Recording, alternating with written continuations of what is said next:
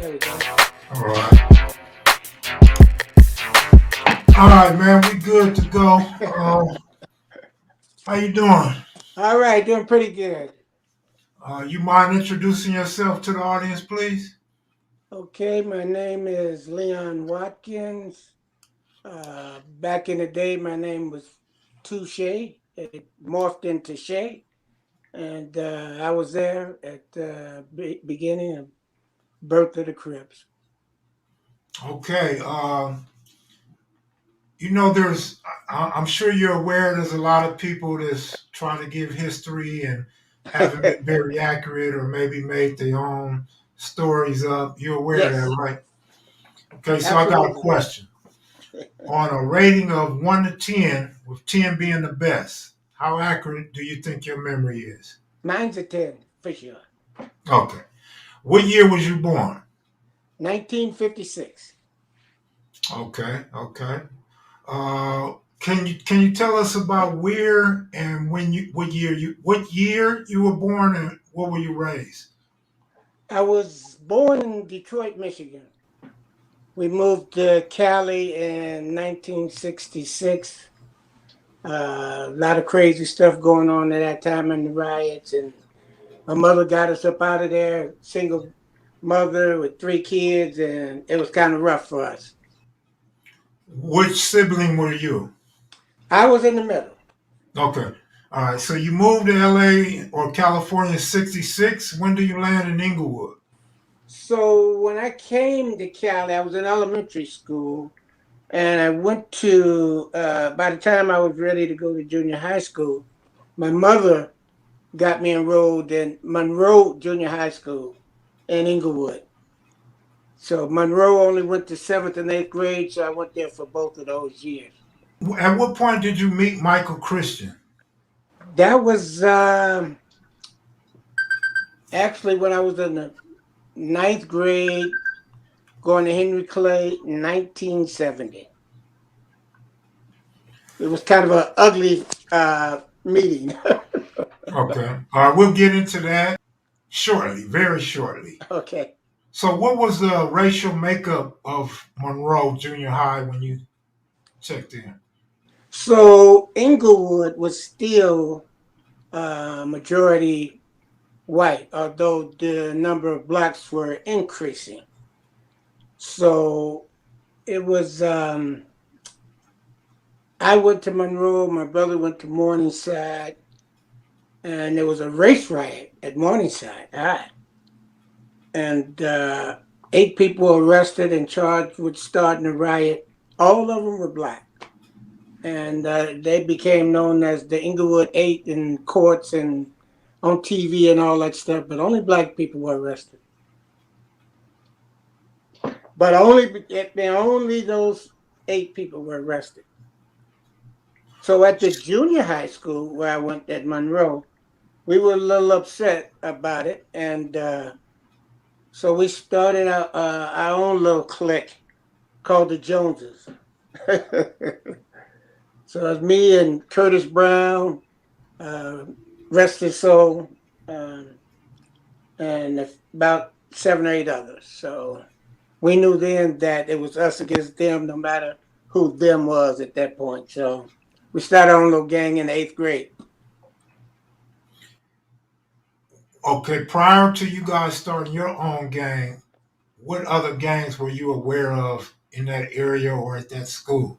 So in Inglewood, originally, like I said, it was majority white. There was a white gang, and they were the original chain gang. They used to chase black people around Inglewood and schoolyards and stuff. A black gang eventually took over that name, chain gang, but in Inglewood, that was originally white guys.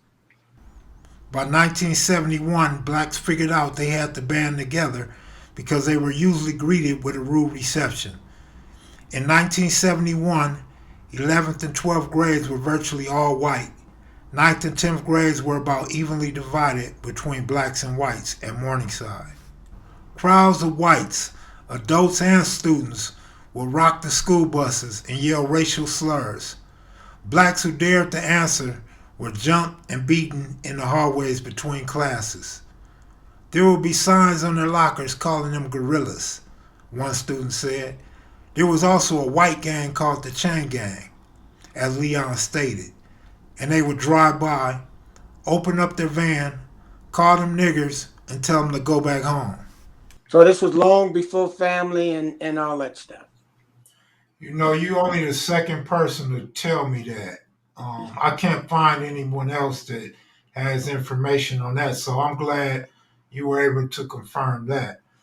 Um, And just can I interrupt you just a minute? So I want to thank you for what you're doing, pulling all this information together from various sources, because when you get the same information from multiple sources, that kind of validates it, and you're documenting all this stuff.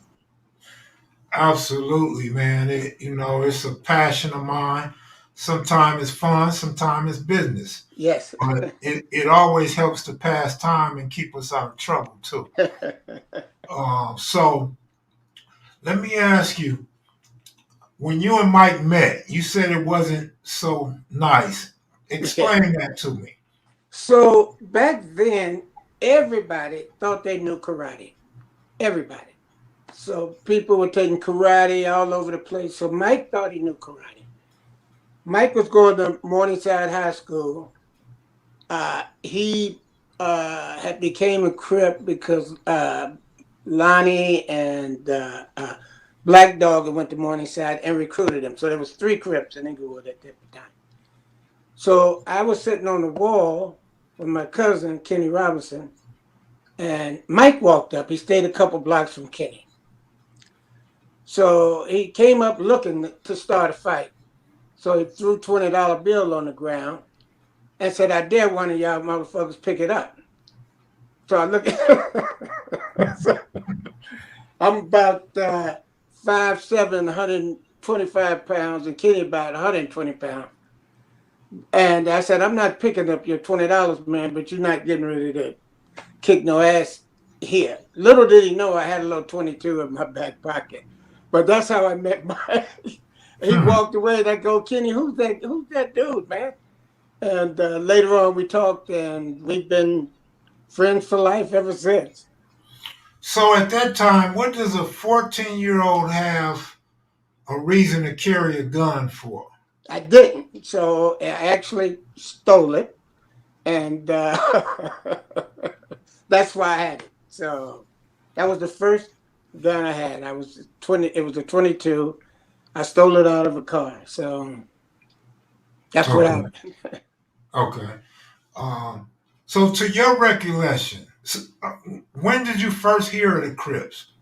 So the first time I heard of the Crips is when we were getting ready to meet up with the Crips, either fight them or join up. So I was a smack with at Henry Clay with Tookie and Mike Conception and all those other cats. And Melvin Hardy was heading that up from Washington High. So Raymond Washington and 2 or 3 Crips came up to the Rio Theater. I wasn't there that weekend. And little ruckus broke out, and Raymond said, "We'll come up and meet you guys at Washington High's football field. We'll either fight or join up." So on Saturday, we all get together. We go on up to Washington High. It may be 20 of us. We got pipes and sticks and chains. We don't know what the hell we're doing.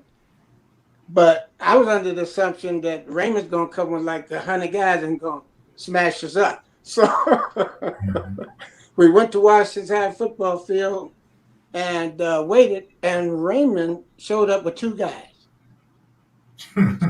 That's it. It was Raymond and 2 guys and us.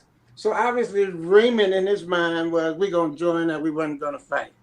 So really that's where Crips as we know it actually started. So yes, there was an East Side Crip, but until that branch of West Side Crips headed up by Melvin Hardy joined up, that's where it really happened. Okay, as my partner would say, let's rewind for a bit. Okay. So when did this Inglewood Crip thing start? So, and you kind of breaking up a little bit, but I heard you.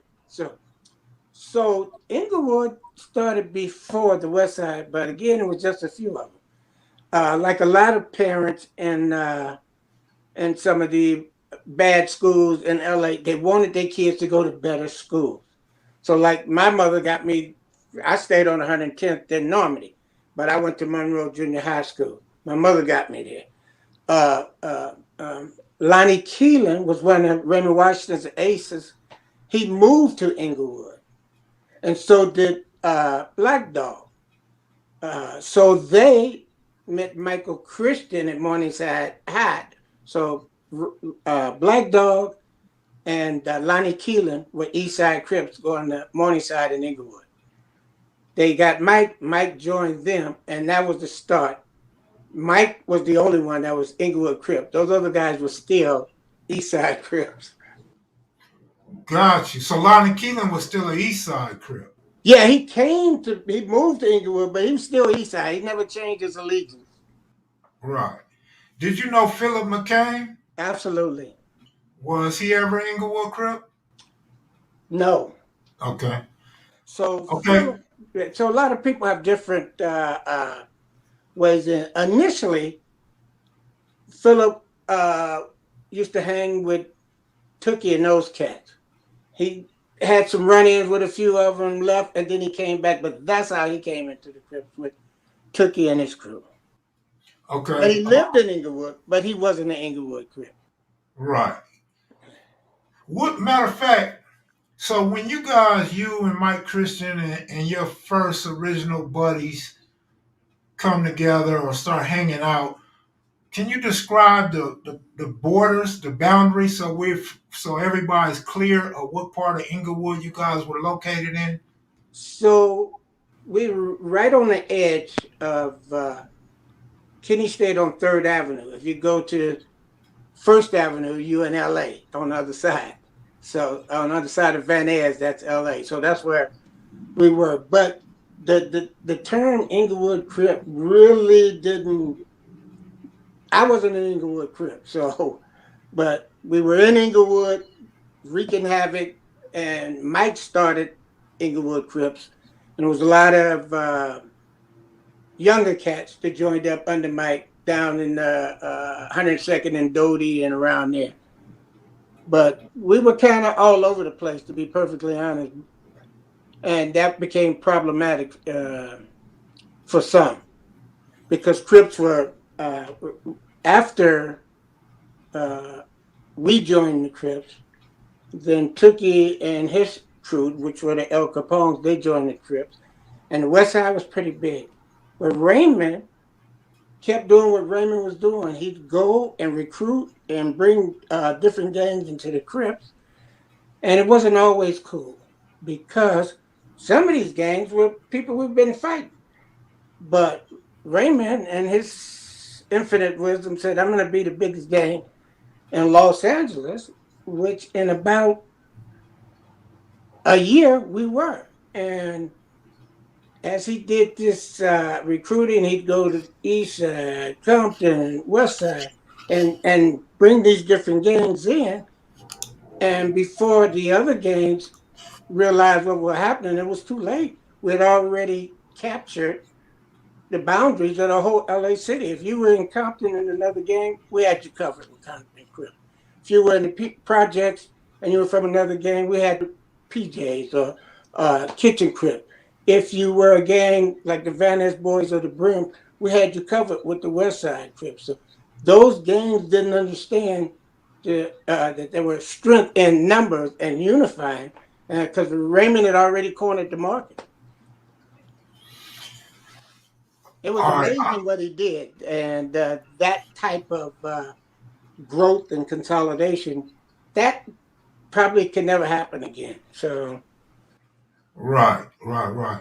What I want to sort of continue to concentrate on before we move forward is that little area in 70, 71 where you took the bats and chains and stuff up to Washington High School.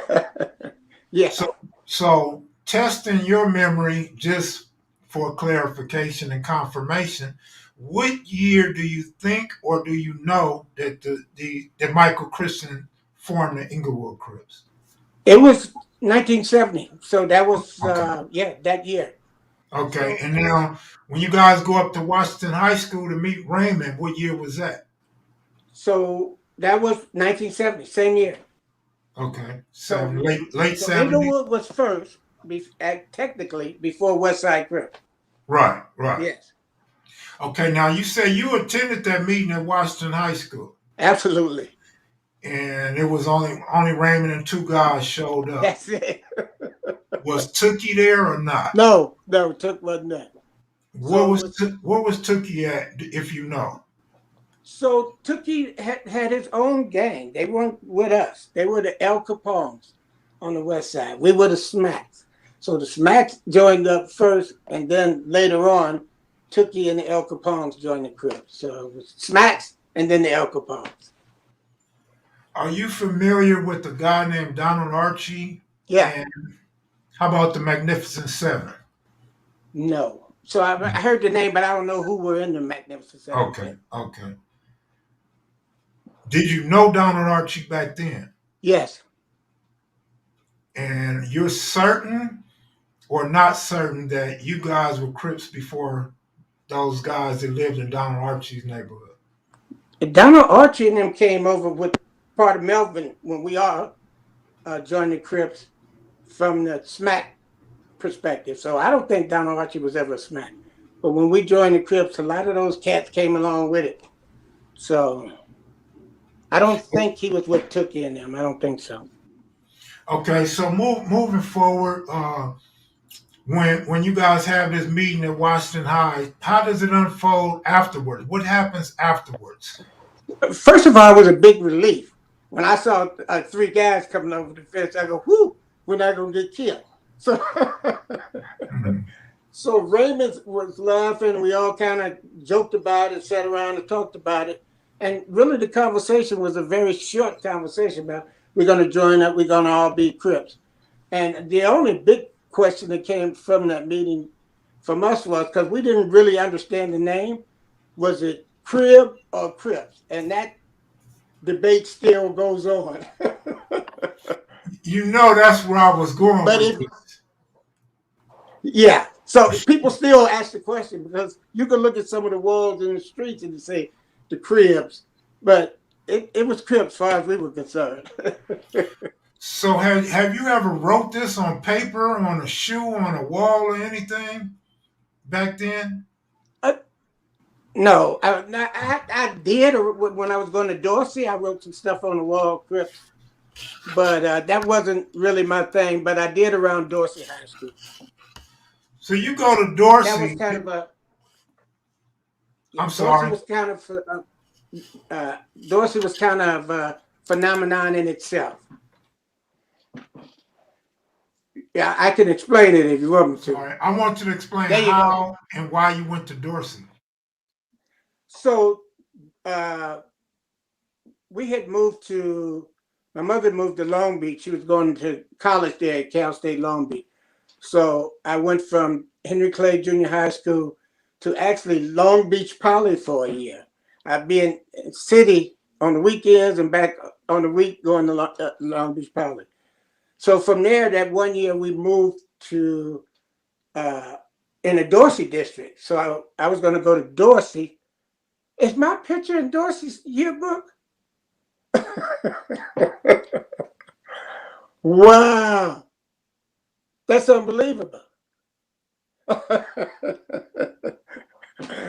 You know, we avoided yearbooks for a reason. I didn't think I had any pictures in the yearbook. But Dorsey was a school, one of those schools that was kind of a neutral school where it was going to be gangs from different areas were going to be there. So I didn't know how that was going to turn out. So I go to Dorsey for the 11th grade, and I'll be darned, all of us are there. So I got Kenny, I got Pookie, I got O'Neill, and cats from the east side, and cats from the 60s over there with Raymond. The whole, I mean, we had a lot of Crips that came to Dorsey in the 11th grade. So it took that year of the 11th grade to run all those other suckers out of there. But It was we had cats come from everywhere, East Side, from Washington, Cody, and all of them came down to Dorsey for that year. It was quite a year. But they had other gangs there, Van Ness Boys, Black Peace Stone, some other cats, and took pretty much that whole year to run them up out of there. Okay, so this is good history right here. And I noticed something. You mentioned twice there was other groups or other gangs, and you never said Bloods. So, Were they using the term Bloods when you were at Dorsey in 1973? so yes, but it wasn't the Bloods as you know. So I'll explain. So there was you heard of Black Peace Stones from Chicago. Absolutely. So there was one cat that loosely was affiliated with them, and he was in LA. So he started Black Peace Stone up in the jungle. They weren't tough. They were kind of lower level, but he started that. And so when the Van Ness boys and the Brims joined together, it was the Van Brims and the Brim. They liked the name that these cats had called Black Peace Stone, and the Black Peace Stone first, then they changed to Bloodstone. So the Brim said, we're going to take that name and we're going to be Blood. So it was the Van Ness boys, the Brims, and the Black Peace Stones, and they all became Bloods. That's how that came about. And that's how you get Jungle Stone Brims, right? Yes, Absolutely. Okay, Leon. Now I want to know because basically what you said, if I could translate it, the Crips came into Dorsey and took over that year, 19, absolutely, 100%. through violence and numbers. Yes, and intimidation and fear. So all of that included. So Okay, so now I got another surprise for you. I can't believe Uh, I took a picture in the yearbook. I can't believe it. absolutely, you did. Let me see. That Okay, looked like my fifth grade picture. how do you end up at Washington in 1974? So I went to Dorsey. We were in and out of jail, juvenile hall, and all that stuff. So then they sent me to continuation because my credits were all messed up. Then I went to camp and graduated from there. So my diploma says County of Los Angeles. So I was kind of I traveled. I went to 4 elementary schools, 3 junior high schools, and 4 high schools. So we did a lot. Now, if I could just back up for a minute, when But you're I did go to Washington for a few weeks. okay, if I could just back up for one moment, Okay. when you were at Dorsey High School, were you familiar with the Harlem Crips? Oh, absolutely. Any big names stand out to you? So this is when Harlem had just self-started their own Crip gang, and that was headed by Big James Miller and Michael Johnson. So they were both in YA at that time. So Dennis Johnson was running Harlem Crips. That's my boy, Big James. Rest in peace. So it was a lot of cats running around Dorsey Harlem Crip, but when the shit hit the fan, those numbers seemed to dwindle. So we were gonna it's gonna be a football game with manual arts, and that's all Brim. The whole school is Brim. So after school, all these cats disappear. They get on buses and go home. They're not there to go to the big game, except a handful of Harlem Crips. It was Dennis Johnson and a couple of these little guys from junior high school. They was all packing. And I said, look, we going up to here to fight if we might have to fight all these cats at the football game. But Dennis and these 3 or 4 young cats, they were all down. We were down ever since. So Okay. And just for the record, a couple of those young guys, and that's part of the fallout of all this criminal activity. A couple of those young guys got out of jail within the last couple of years. Each one of them did 40 plus years. So you can imagine going to jail at 20 and getting out at like 62. That's your whole life. Absolutely. And Big James died in there. Yeah. So I can I give you a quick story on Big James? Absolutely. So Kenny and Big James traveled through the penal system through that whole ordeal, and James had got transferred. He's not too far from where I live, like a couple hours. So we were riding. So I told James, I sent my paperwork in. I'm coming up there to visit you. And James sent a letter and said, hey, hold up. I got some business to take care of here. Hold up. I'll let you know when you can come up. So the letter didn't seem right to me. So I showed it to my wife. I never let her see one of my letters from anybody. So I said, this letter don't sound right. Kind of sound like he saying goodbye and stuff. Because in the letter, he was talking about you and Kenny, your relationships. I wish I had somebody looking out for me like that, yada, yada, yada. And she read it, and she goes, don't sound right. So I'm waiting on James to write me back to say I can come up there. I get a call from Kenny. He's in the joint. And he said, Big James is gone. I was, I was more than devastated. Yeah. James was true. So, yeah, yeah. Man. Um That was my now guy. now going back to when did you first hear of the Godfather Crips? So that was Pookie. Pookie started that. So as all of these groups were, as the gang grew, more and more people wanted to be identified by their own little subset. So whether you wanted to be the block, underground, neighborhood, which we were neighborhood, but people wanted to be known by that. So Pookie said, I'm starting my own uh, subset. I'm gonna be the Godfather Crip, and that was his thing. But we all collectively, some cats with Pookie, us from the neighborhood, Harlem, some cats from the '60s, and some cats from the East Side. We we'd get together every weekend and 7 8 cars and just take off and tear up the city.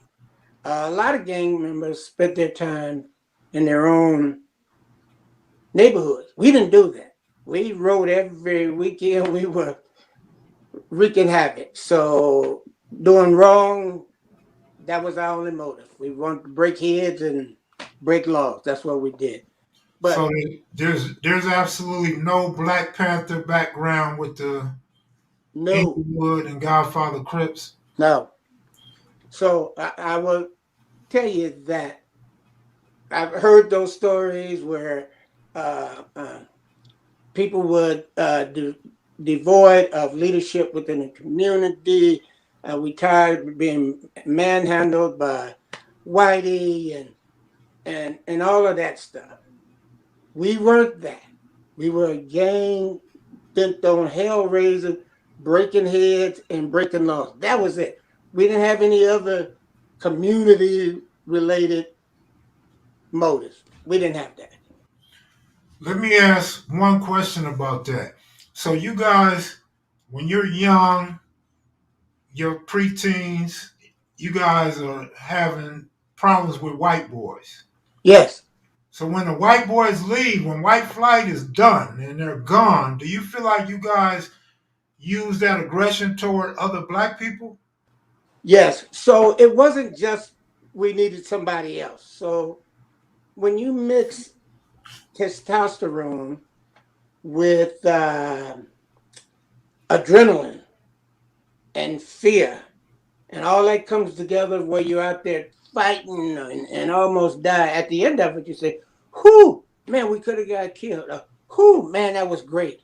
You can't find that anywhere else except in that type of environment. So you got adrenaline, you got this high from fear.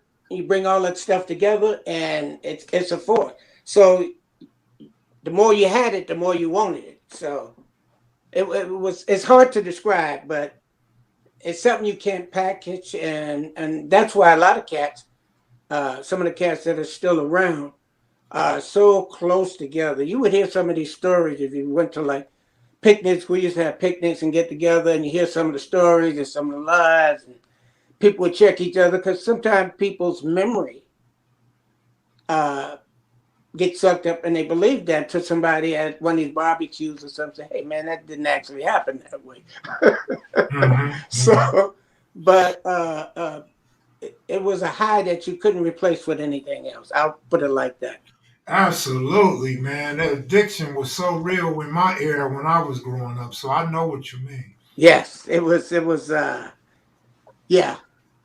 So it went. And when I decided, at 18, I had been blessed. So God had looked out for me for 100 different things. I could have been up there with Kenny and James. I could have went with a couple other cats on some murder. I could have been killed like some other cats were. So somebody was looking out for me, and I know who that was. So Right. when I Before left we the get, streets, I left the streets. yeah. So you left the streets when you became an adult? Yes. Okay. So Um, I left. what, So it was a couple of years in there after the gangs while I was still in the streets. But I got a job. That job turned into a good job.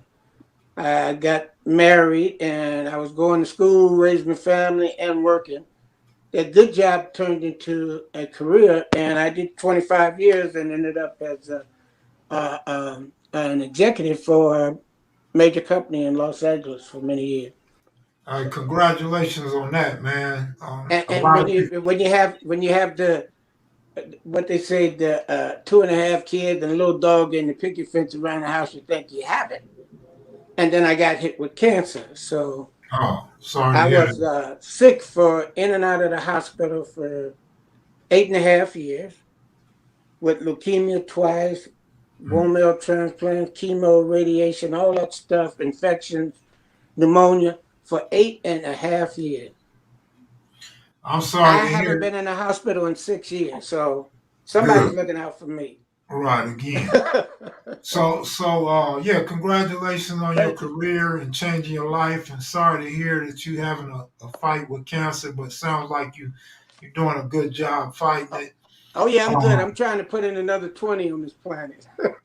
yeah, that's right. So, I'm sort of glad that you stopped after an adult, like you say, a couple Yeah. more years in the streets. And the reason why is because it's important because the information that you have, we know is not mixed up with no 10, 12 years later because you wasn't even around for that No. no more. So So look, there was a big push in late '73. by 1973 at Morningside High School in Inglewood, students were having problems from the Crips. Crips from Washington High was said to be causing ruckus at Morningside. Meanwhile, faculty looked at the chain gang in Inglewood as more of a social club. That quickly began to change when the Inglewood Family Gang was founded. Students began to turn on the Crips and sent the Crips running. Late '73 and '74 to clean the streets up from the Crips. So this conspiracy, and this was legit, with the LAPD, Los Angeles Sheriff, the mayor's office, the school districts, whatever we could get on people, we're going to lock these cats up. So cats are going to prison, going to YA, going to camp for lots of stuff. And the streets were actually really clean.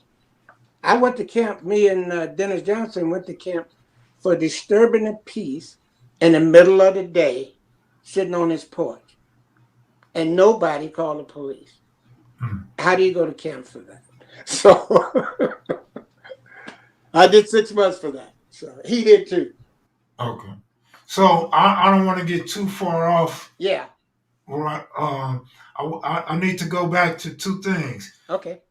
The because you never specifically answered the question about when you first heard of the Godfather Crips. What year do you think that was? That had to be late 73, I'm Okay. guessing. Yeah, Yeah, that's what Pookie told me. So yeah, okay, you consistent and on yeah, point for my information. Okay, so now back to the neighborhood. yes. Did you get around the city a lot, or was you We were everywhere. okay? East So it side. wasn't no east side too. We didn't have any specific. You couldn't say the neighborhood was over here in this area. We weren't like that. So I was on off exposition in the avenues. Kenny and Mike was in Inglewood. Popeye and Shotgun, they were kind of close, but we were kind of everywhere. So when you said neighborhood, it wasn't a specific neighborhood, but it was that group. Everybody know who that group was. Right, and that's what I'm trying. And that's what I'm trying to get down to. Had you heard of it? Was neighborhood a generic term, or different pockets of neighborhoods, or No, how did so that work? we were the neighborhood Crips. Now, since then, there's probably been 4 or 5 different groups that said we're the neighborhood Crips.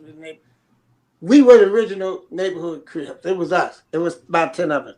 So it was just a name to identify us and our little group. That was all. We were with everybody else. We were with the block. We were with 94th Street. We were with Harlem. We were all over the place. But that name was group specific as opposed to geographically specific. Okay, now there was a well-known neighborhood called Neighborhood, and they evolved to the Neighborhood Crips and Neighborhood Family on the East Side. Were you aware of them or not? No, Okay. that had to have been afterwards. That had to have been after 74 or something like that, 75 or after. That wasn't in the early days that I know of. How about Odie Shaw? Did you know Odie Shaw? No, Odie, I know Raymond of Odie Potts? from the block. Not OD, not OD not from the hundreds, from the 60s. No, no. Okay. Was he Okay. with Well, Potts and his? Was he with Raymond Potts in that group? absolutely yes. Yeah. So you All right. have heard of him. Huh? I said so you have heard of Odie that I'm talking about. No, I don't know who the Odie you're talking about. Oh, well, you I know mentioned Raymond. Raymond Potts. Yeah, that's my buddy. Okay, so their neighborhood is a spinoff of your original West Side neighborhood. Yeah. So originally, Raymond, you heard of the Rolling '60s and that was originally Raymond and Raymond Potts and them. That was originally them. So Okay, they were the okay, original '60s, Rolling '60s. okay, Later on, some youngsters took that name, but that was originally Raymond Potts and his crew. okay. All right. Um, so the neighborhoods in the hundreds was O'Neill part of that original founder. So, so O'Neill he was down from in Gardena, but he was just West Side Crip. So he would be with the block, he'd be with us, but he was just West Side Crip. Okay. All right. And I've known O'Neill since junior high school too. Okay. All right. Y'all went to school together. All Yeah. right. So now, after this, you could just freestyle, tell me whatever you want to tell me. I just want to know how and when did Tookie elevate to this face of the Crips, or this big bodybuilder that everybody walked behind when you guys went to different events? So it all boils down to how you define leadership. So leadership has many different ways you can define it. So Tookie became this big, massive guy. Nobody had arms like Tookie, and nobody could hit like her. So people naturally gravitated around him. I don't know if you're younger than us, but if you ever seen Took walk around the forum and flex up looking like Hercules, people naturally gravitated around him. So I don't think it was ever debated between Melvin and Tookie who ran everything. But people from all over the rest of the Crips and the rest of the world looked at Tookie as the leader of the West Side Crips. So Okay. Okay. But I So roll with Melvin any day. right, I got you. I got you. And that's why I say Tookie became the face of the Crips, and he rose to the top. Exactly. Yeah. Yeah, so that's the perfect name, the face of it. Exactly. Yeah. And I don't. Melvin was the guy. Melvin was the guy from a leadership perspective. He was the first one to roll up the sleeves and jump in the fire and say, "Let's go." So everybody likes that guy because I'm going with it. So Yeah. And I don't use those terms lightly. I use them because this is the way that I am getting the history told to me, and that's how I yes, perceive it. yes, it Um. was that's perfect. That perfect word for it. Right. So now Tookie goes to Compton in like 73, 72, somewhere around there. Let's say 72. And, Tookie goes to Compton. Factor Brookings, the Red and, House, all that stuff. Is and the that about what? right? Tookie, what year Uh, do you think Tookie went to Compton? so I don't. If he went to Compton, you talking about at Big Bob's place? Yes, Bob Simmons. Yes. So that was an alternative program that Big Bob set up, and they would send some of the hardcore cats over to Big Bob's instead of sending them to YA and stuff. That was a pretty good deal. So Big Bob was kind of a disciplinarian, but there was some cats over there. They were incorrigible. You're not going to fix those cats. Mhm. So when I don't know the exact point when he went over there, but when Tookie Okay. went over there was a cat named Donald Ray from the Van Ness Boys. He went over there to Big Bob's too, and because he was there, Tookie called a peace treaty from while he was with Big Bob that didn't go over very well. We were supposed to stop fighting, so it was a we had an incident at a party where people said, "Well, it's supposed to be a peace treaty," but halfway through the party, the peace treaty was over. So, but Donald Ray was there, Big Bob's, and Dead Eye, and some other cats. So, So when Tookie is running the Red House in Compton and he starts coming back to the West Side holding meetings, I'm told by several people there was a last meeting that Tookie gave. Do you know about that meeting? so I don't know which last meeting they talk about. We had meetings at Sportsman Park, and we had meetings at St. Andrews Park. So I don't know which one they're talking about was the last one. So What's the last meeting that you remember from Tookie throwing or running? that I went to probably 74 sometime. What did he discuss at that meeting? And why no more meetings after that?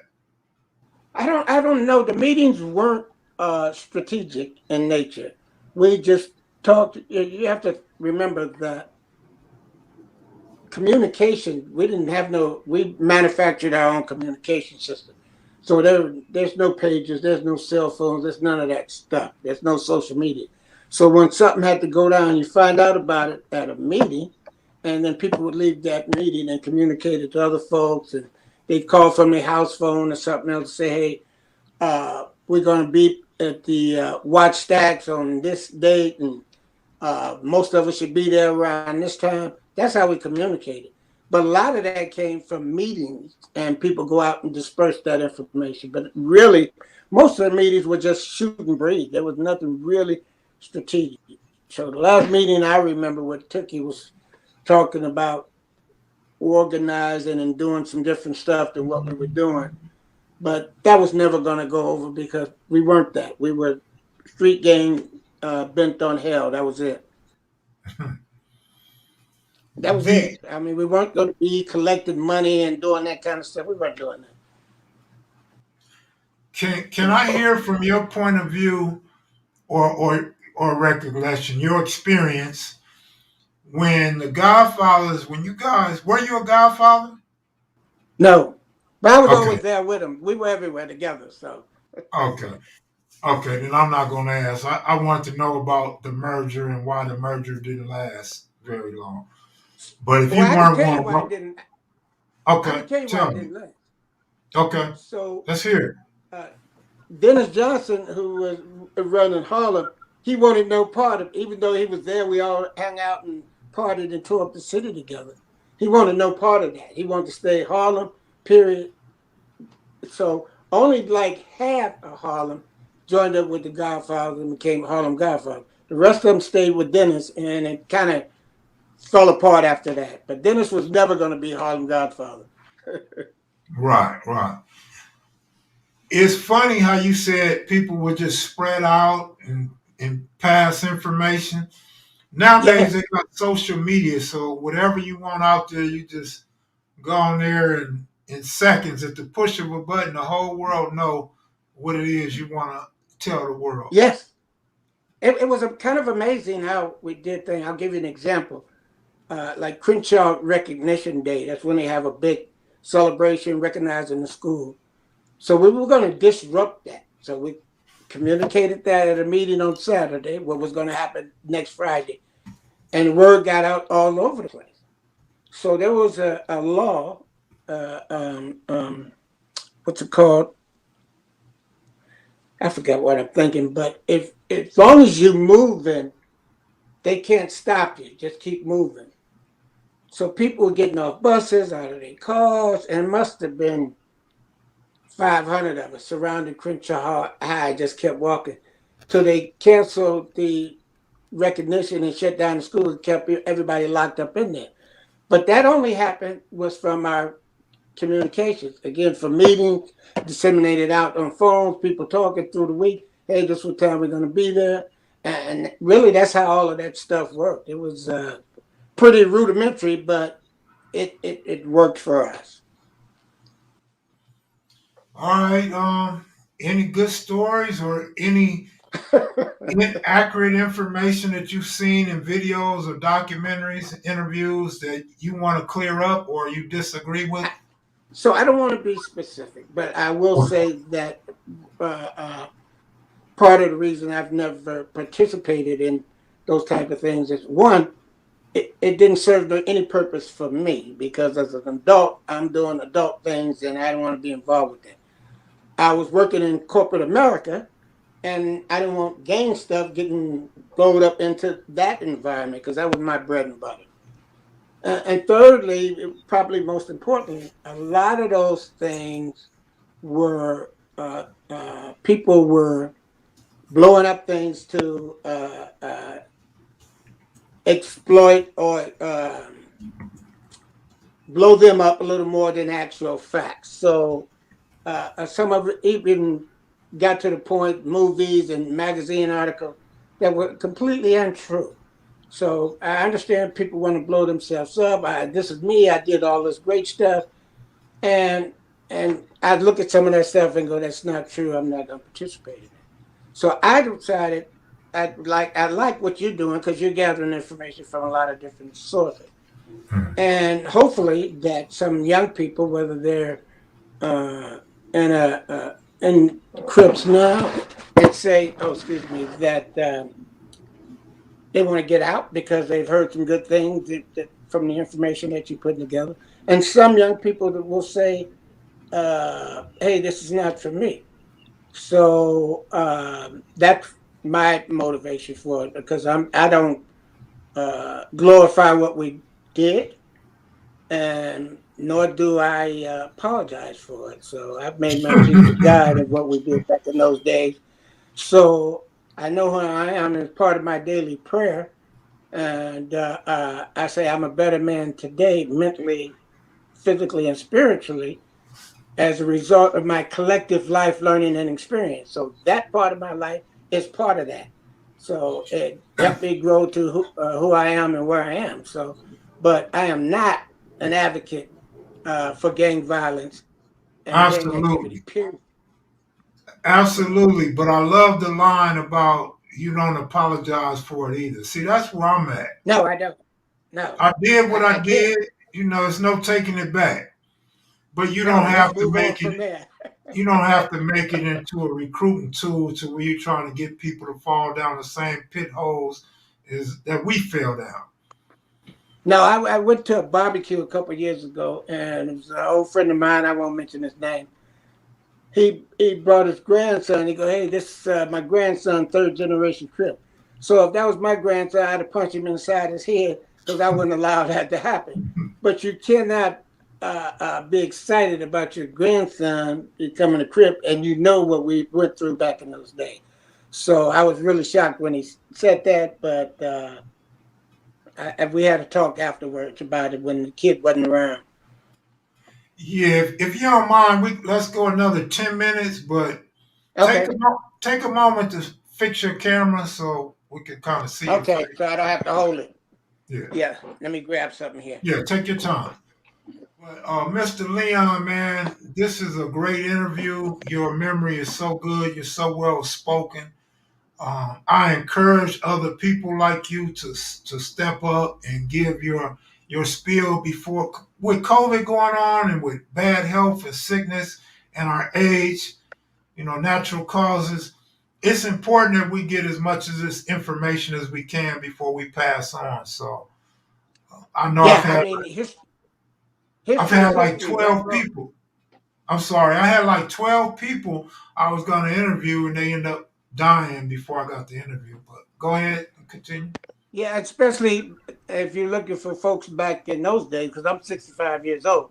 So, and some of those cats were older than me, a little younger than me, and some of them had rougher times in life. So they're dropping like flies. And I don't necessarily attend a Crip funeral just because they were a Crip. I do attend those that I was close to and went to war with. So, one thing that I'd say when I do speak at those funerals, because sometimes some of these knuckleheads get to be disrespectful, and people should be mindful that you go to a funeral or memorial service just for a couple of reasons.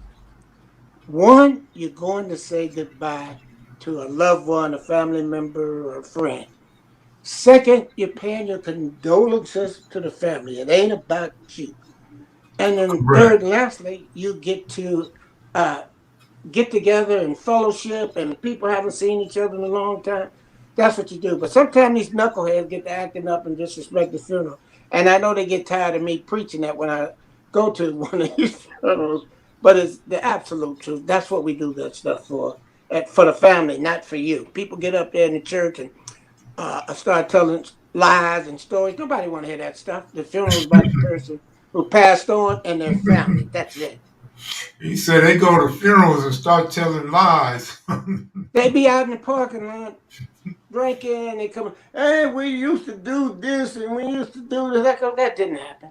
And sometime and I shouldn't carry on. I'm gonna stop right here. But you go to the repast, and people start telling stories. And a lot of times you can get some good stuff there too. And Hmm. people start talking, and people at the table have to check and say that didn't happen, man. You were not there. You're just making that shit up. So that's why I said it's good when you can get confirmation and connectivity from different sources saying the same thing as you put the story together. So, No, that's absolutely true. That's something that still goes on to this day. Um, but your message about disrespecting funerals, that's a great oh message, yes, and it needs to be repeated. I mean, yeah, and I do. when we gotta respect something. So when do you respect something? Let a person go on and rest. Let their family have closure. Let them have that day. Whatever, So, when so you're in war or whatever you want to call it, you're on your set trip and you're on your gang bang tip. The job was finished when that guy got killed. exactly. There's no No matter need. how he went on, you. I've seen people fight at funerals, and that's the last memory that family have of that person that passed away. So that's why I say it all the time. I know people roll their eyes in the back of their head, say, "Oh, this nigga saying the same stuff again." So Mhm. I'm gonna keep saying it. So I'll leave you with this. I pick and choose when I go to these things. And like I said, not just because I knew people, but if they were friends and we went to battle together and I respected them, I'll go to their service. We do that. There was one I didn't go to and I should have went to, and that was Tookie. I knew it was going to be a circus, and I don't want to be a part of the circus atmosphere. But afterwards, I thought about my words that I talk about at funerals all the time is that fellowship, getting together with all those people you haven't seen and talked to in a long time. So I heard all those stories from the funeral. But I should have went anyway, even though it was going to be TV cameras and circus atmosphere. I should have went. Did you go to Melvin Hardy's funeral? Yes, I probably met you there then. yeah. Melvin. I was with Mike Melvin Crips. was a I sat next to Mike and hung out with Mike that day. Me and my partner. okay. You must have been sitting next to me then, I think so. I think so. because Mike flew in from Texas, and Yep. Mike and Kenny drove into the funeral together. Yeah, I think you was on the other side of Mike. I'm gonna have to look through my pictures and see if we took any pictures. Yeah, Melvin was a real dude. So he's one of the good people. So Right. Melvin, like me, and there were others, left that environment and went to do other things. Melvin went to school. He went up north. He was running supermarkets. He was doing this thing. I went into corporate management. I did my own thing. Mike went to Oregon, got into bodybuilding, came back to California, became a star. So there's lots of good stories and along with the bad ones. I know guys that started their own plumbing business, carpentry business, and from that set. But all we hear about is all of those ones that didn't make it. But there's lots of success stories out there. So, Well, you know the one issue I got, and I mean it's just a personal issue. To each his own. However they want to carry their lives, especially if they're yeah, successful, so be it. But a lot of people run from it. So you yeah, know they may have grandkids or they may have a nice career like you had, but they're ashamed of their past. And yes. I also tend to believe sort of what you said about guys or women that come to a funeral and lie. I think some of these people been lying for so many years that they can no longer get in front of a camera and get in front of thousands of people and tell their story because they know it's bullshit. But sometimes they tell it so much they actually believe Believe it. Yeah, it. absolutely. I know a lot of them type of people. Oh yeah. Hey, did you know But you Lavelle know, Frierson? yes, yes. What can you tell me about him and how you know him? So I know him because he was right there in the neighborhood. Him and Shotgun and a few others. They were the original cats that were underground, and pretty sad that Neville still hasn't gotten a chance to be free. But he was a good guy, and he was when I say good guy, I mean a down guy. He had your back when we were out there in the street. So he didn't get to stay out long enough. He was still pretty young when he got locked up, and Mm-hmm. still locked up. So Have you corresponded with him since he's been down? no, I talked to Daryl Shotgun. He keeps in touch with his brother, and I think he writes him from time to time. So maybe I will write him. I like to get the address from Daryl or somebody and write him a letter. Mm. There's a handful of people who I wrote in penitentiary, just a few. And that was Kenny, James, um, and Tookie. So at the end, I wrote Tookie a letter. I know he read it because otherwise they would have sent it back. I sent it to him like a couple weeks before the end, and just let him know that the only person you need to make your peace with is God. The rest of it really don't matter at that point. So I That's know he read it because the letter didn't come back. So I was happy about that. right. Hey, when you mentioned Curtis Brown, you were referring to Cody Brown, correct? Absolutely. Curtis is his real name. Yes. Now, this is what I always wanted to know. So, Okay. Cody is by Sportsman Park, which is now Yes. Jesse Owens. Yes. How did you guys hook up? Where did that relationship come from? We went to junior at Monroe Junior High School in Inglewood. Okay, and then y'all just We were best. became We were best friends. So Right. we were best friends to the end. So at the end, when he was suffering a lot with seizures, and when you get sick a lot, just like when you go to prison, everybody disappeared. People you thought were friends, they don't come around. So I would come see him. He couldn't leave from the house because the seizures were pretty bad. But he was my best man at my first wedding and one of my closest friends for life. So What sets did Cody Brown participate in? Cody was West Side Crip, but he had his own little subset, and that was the 94th Street block. The original block was Melvin Hardy and down on 113th. But Cody had his own crew on 94th Street off of Western. So 94 block was a branch off of Melvin's Hardy block. No, they were their own block. They weren't So, so branches. we're talking They about just the had the rolling same name. 90s? No, they just No? said 94th Street block. That's it. Okay. All right. But Are yeah, you he was. familiar with the Go Are you ahead. familiar with the 107 blocks? No, Hawk and Penguin? No? no. Okay. All right. Well, anything else you want to share before you go? No, just that again. What I just want to reiterate that my hope is as you put this stuff together and people see it, uh, it actually influenced some people to walk away from that stuff, and also some to not join that stuff, find something else to do that's more productive because the end game as a gang member for most is not pretty. It's penitentiary or death. So understand where you're going if you get into that stuff. Well, I would like to ask you to go over this interview when you have time.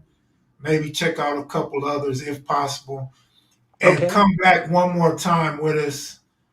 Maybe you missed something. Maybe you have more details to some of the stuff we discussed.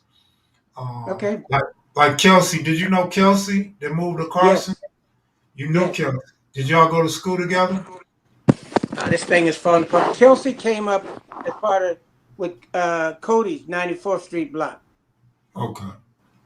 That's what he came up with. Kelsey was with, even though Kelsey was a big guy, Kelsey was younger than us, and he was with Cody's little brother and some of those guys. But Kelsey came up from 94th Street. Okay. I would love to talk more about him next time you Okay. come on. I Okay. appreciate you, man, for sharing your testimony and giving some clarifications to some of the stories we heard. And And thank you for doing what you're doing. absolutely appreciate you, man. I'll be in touch. All right. Thank you. All right, take it easy. All right.